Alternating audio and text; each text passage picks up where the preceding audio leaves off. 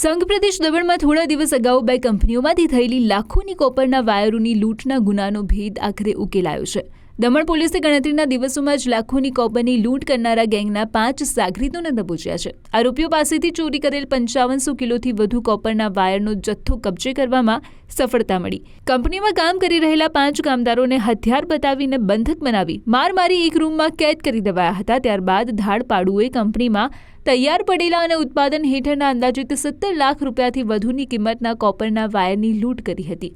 લૂંટ કર્યા બાદ આરોપીઓએ પોતાની ઓળખ છુપાવવા માટે કંપનીમાં લગાવેલા તમામ સીસીટીવી કેમેરાની પણ તોડફોડ કરી હતી અને ત્યારબાદ સ્થળ પરથી ફરાર પણ થઈ ગયા હતા. ઘટનાની જાણ થતાં જ દમણ પોલીસ ઘટના સ્થળે પહોંચીને આસપાસના વિસ્તારોના સીસીટીવી ફૂટેજની તપાસ કરીને ધાડપાડુઓ સુધી પહોંચવા માટે પોલીસ દ્વારા તમામ દિશામાં તપાસ તેજ કરાઈ હતી.